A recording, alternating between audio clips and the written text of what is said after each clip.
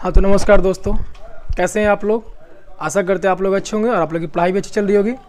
प्यारे बच्चों, हम लोग देख रहे थे एक्सरसाइज 1.2 और क्वेश्चन नंबर हम 14 तक देख लिए थे और एक क्वेश्चन इसमें रह गया था क्वेश्चन नंबर 15 का। ठीक है, आइए क्वेश्चन नंबर 15 कर लेते हैं। क्वेश्चन है, 3 भिन्न भिन्न पात्रों में दूध और पानी के मिश्रण के विभिन्न परिमाण रखे गए हैं जिनकी माप 403 केजी, 434 केजी और 465 केजी है।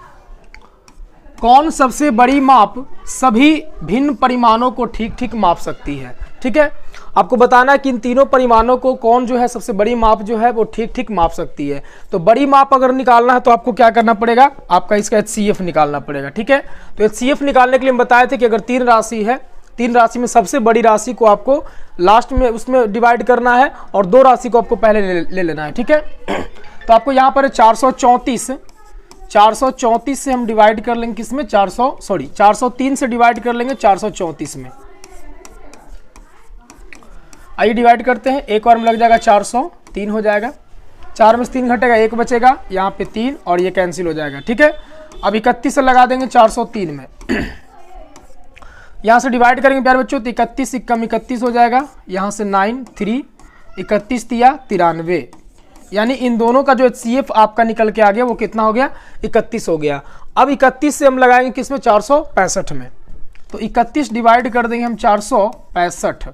ठीक है, 31 से एक बार मिलेगा, 31 यहाँ पे आ गया, 6 में से घटेगा 5 और ये 4 में से 3 घटेगा हो जाएगा 1, यहाँ से 5 आ जाएगा और ये 5 बार में डिवाइड आप कीजिएगा तो यहाँ से 155 ये आपका कैंसिल हो गया। यानी प्यारे बच्चों यहाँ से आपका HCF जो निकल करके आ गया वो कितना हो गया, 31। यानी कि आप बोल सकते हैं कि 31 अगर केजी का लिख देंगे यहाँ पे, अतः 31 केजी का जो माप होगा ना वो ठीक ठीक इन सारे पैमानों को क्या कर सकता है, माप सकता है। 31 केजी का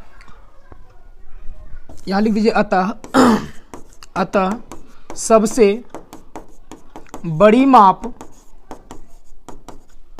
31 केजी का होगा जो इन तीनों पैमानों को ठीक ठीक माप सकती है, ठीक ठीक माप सकती है। ये आपका आंसर हो गया। ठीक है, चलिए अब हम चलते हैं नेक्स्ट एक्सरसाइज में जो कि है आपका 1.3। एक्सरसाइज है आपका 1.3।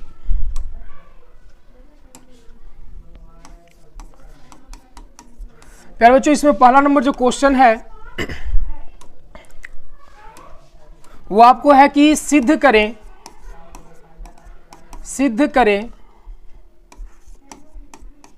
कि √2 एक अपरिमेय संख्या है। सिद्ध करें कि √2 एक कैसी संख्या है, अपरिमेय संख्या है। ये हमको साबित करके बताना है। ठीक है, इसको साबित करने के लिए हम क्या करेंगे प्यारे बच्चों, देखिए सबसे पहले हम करेंगे माना कि √2 एक परिमेय संख्या है। हम इसको परिमेय संख्या मान लेंगे।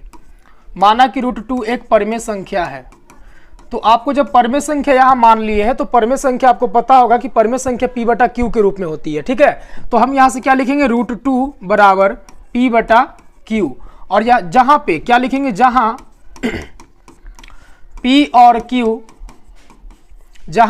Q पूर्णांक है, जहाँ P और Q पूर्णांक है तथा सह अभाज्य संख्या है।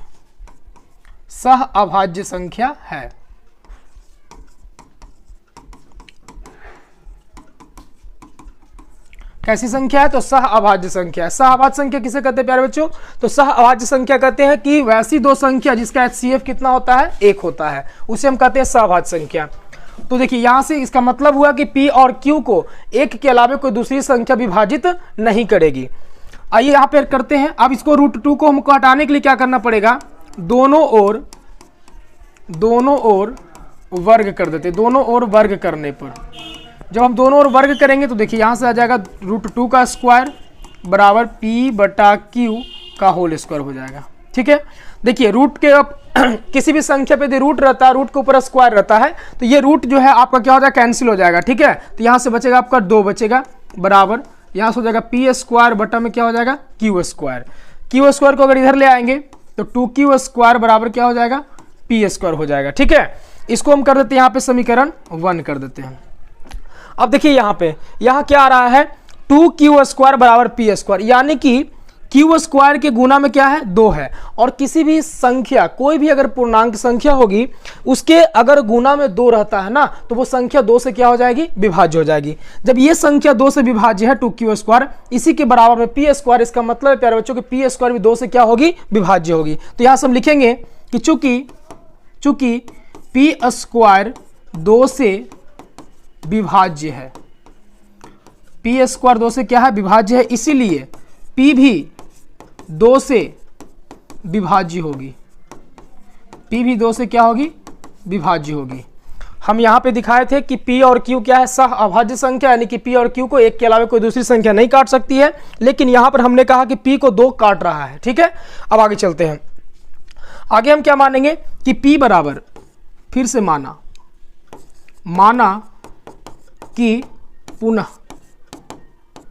माना कि p बराबर 2m, हम क्या मान लेते हैं, माना कि p बराबर 2m मान लेते हैं। यहां से क्या करेंगे, दोनों ओर वर्ग करने पर, दोनों ओर वर्ग करने पर, जब दोनों ओर प्यारे बच्चों वर्ग करेंगे तो यहां से आ जाएगा पी स्क्वायर बराबर हो जाएगा 2m का होल स्क्वायर। ठीक है, आइए तो यहां से आपका आ गया पी स्क्वायर बराबर 2m का होल स्क्वायर, यहां से पी स्क्वायर बराबर यहां हो जाएगा कितना, 2m का स्क्वायर, यानी कि 2 दूनी का 4m स्क्वायर, 4m स्क्वायर। देखिए यहां समीकरण 1 में पी स्क्वायर बराबर हम लिख सकते हैं 2q स्क्वायर, तो यहां लिख दीजिए पी स्क्वायर बराबर 2q स्क्वायर बराबर 4m स्क्वायर। कहां से लिखे, तो ब्रैकेट में लिख देते हैं समीकरण 1 से, समीकरण 1 से ये कैंसिल हो जाएगा, 2 दूनी का 4, यानी यहां से आ गया q स्क्वायर बराबर क्या आ गया प्यारे बच्चों, 2m स्क्वायर। यहां से देखिए ये आपका समीकरण 2 हो गया। m स्क्वायर में 2 गुना में है, इसका मतलब है कि ये सम संख्या होगी और ये 2 से क्या हो जाएगा, विभाज्य हो जाएगा।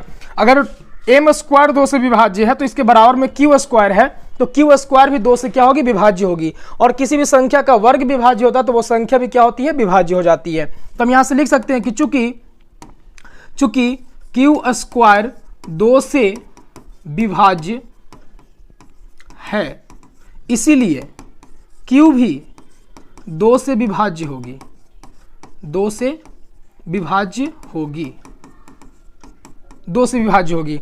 अब देखिए यहां पर हमने कहा था फर्स्ट में कि p और q सह अभाज्य संख्या है, लेकिन यहां पर q को भी 2 काट रहा है और p को भी 2 क्या कर रहा है, काट रहा है। तो यहां से हमारा जो मानना था कि p और q सह अभाज्य संख्या, वो क्या हो रहा है, गलत हो रहा है। तो यहां से हम लिख देते हैं कि हमारा मानना कि p और q सह अभाज्य संख्या है, सह अभाज्य संख्या है। हमारा मानना कि p और q सह अभाज्य संख्या है, गलत है, गलत है। क्योंकि p और q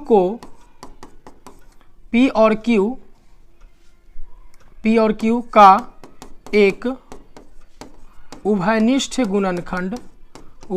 गुणनखंड 2 है, अतः यह विरोधाभास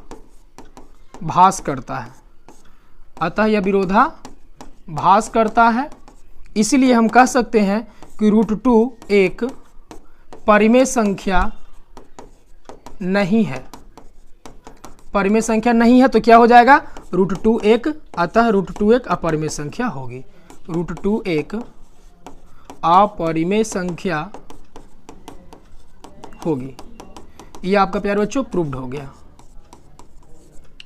ठीक है, ये आपका प्रूव्ड हो गया। आप इसी प्रकार से √3 का बना सकते हैं, इसी प्रकार से √5 का बना सकते हैं।